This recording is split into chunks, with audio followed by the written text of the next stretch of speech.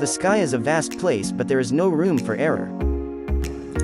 Ungkapan ini memberikan gambaran bahwasannya tidak ada ruang sedikit pun bagi suatu kesalahan di ruang udara yang amat luas, yang berarti semua kesalahan harus bisa mungkin untuk diminimalisir nih teman-teman.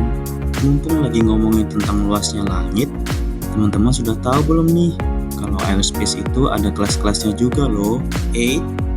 Bukan kelas yang seperti ini ya. Biar sama-sama paham, yuk kita sama-sama belajar tentang Classification of Airspace with Mas Ozi. Jadi teman-teman, airspace kita itu telah diklasifikasikan ke dalam 7 kelas loh, dengan penamaan menggunakan huruf abjad A sampai dengan G. Pembahasan ini bisa teman-teman buka di Annex 11 tentang Air Traffic Services Chapter 2.2.6. Oh iya teman-teman, sebelum masuk ke materi, ada yang perlu teman-teman tahu dulu nih, biar nggak bingung. Yang pertama adalah IFR flight, yakni penerbangan yang menggunakan alat bantu instrumen. Dan yang kedua adalah VFR flight, yakni penerbangan yang lebih mengutamakan penglihatan secara visual tanpa bergantung pada alat bantu instrumen. Classification of airspace yang pertama adalah Class A. Class A hanya boleh dilewati oleh penerbangan IFR karena ketinggian jelajahnya yang cukup tinggi, sehingga sangat bergantung pada alat bantu instrumen. Semua penerbangan diberikan layanan Air Traffic Services atau ATS dan harus dipisahkan satu sama lain. Class A biasanya dilewati oleh penerbangan jarak jauh, biasanya memisahkan antara wilayah udara negara tertentu dan dikontrol oleh ACC. Di Indonesia sendiri, wilayah udara kelas A terbagi menjadi 2, yakni dikontrol oleh Jakarta Air Traffic Service Center dan Makassar Air Traffic Service Center. Berikut ini adalah gambaran wilayah airspace Class A yang ada di Indonesia. Classification of airspace yang kedua adalah Class B. Class B boleh dilewati oleh penerbangan IFR maupun VFR.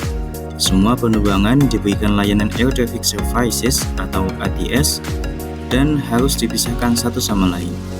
Contoh dari airspace Class B bisa kita lihat di wilayah udara Surabaya yang dikontrol oleh Approach Controller. Classification of airspace yang ketiga adalah Class C. Class C boleh dilewati oleh penerbangan IFR maupun VFR. Semua penerbangan diberikan layanan Air Traffic Services atau ATS. Penerbangan IFR harus dipisahkan dari penerbangan IFR maupun VFR. Sedangkan penerbangan VFR juga harus dipisahkan oleh penerbangan IFR dan menerima traffic information tentang penerbangan VFR lainnya. Kita bisa menjumpai airspace Class C di wilayah udara tower yang ada di bandara udara. Classification of airspace yang keempat adalah Class D. Class D boleh dilewati oleh penerbangan IFR maupun VFR. Semua penerbangan diberikan layanan Air Traffic Services atau ATS. Penerbangan IFR harus dipisahkan dari penerbangan IFR dan menerima traffic information tentang penerbangan VFR. Sedangkan penerbangan VFR menerima traffic information tentang semua penerbangan lainnya.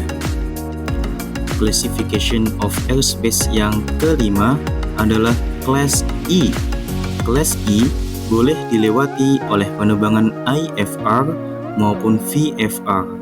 Penerbangan IFR diberikan layanan Air Traffic Services atau ATS dan harus dipisahkan dari pesawat IFR lainnya. Sedangkan semua penerbangan harus menerima traffic information sepraktis mungkin. Perlu diingat bahwasanya airspace Class E tidak boleh digunakan untuk control zones.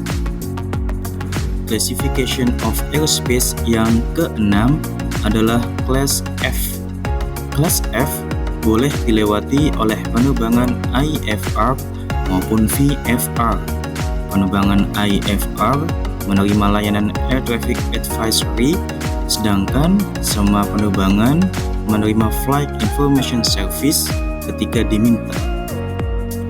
Airspace Class F merupakan Uncontrolled Airspace, yang artinya tidak wajib untuk diberikan layanan Air Traffic Services atau ATS dan cukup diberikan layanan Air Traffic Advisory oleh unit Flight Service Station atau FSS. Classification of Airspace yang ketujuh adalah Class G.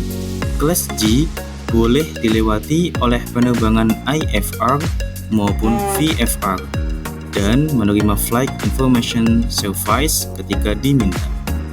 Airspace Class G merupakan Uncontrolled Airspace, yang artinya tidak wajib untuk diberikan layanan Air Traffic Services atau ATS dan cukup diberikan Flight Information Service oleh Aerodrome Flight Information Services atau AFIS. Mas Ozzy juga mencoba memunculkan gambar untuk memudahkan teman-teman dalam membayangkan bagaimana sih perwujudan dari classification of airspace tersebut. Biar pemahaman teman-teman makin sip, Mas Ozzy kasih oleh-oleh nih. Coba teman-teman jelaskan korelasi antara materi classification of airspace dengan materi spiration yang akan kita bahas selanjutnya. Tugas akan kita bahas di pertemuan selanjutnya. Terima kasih atas perhatiannya teman-teman.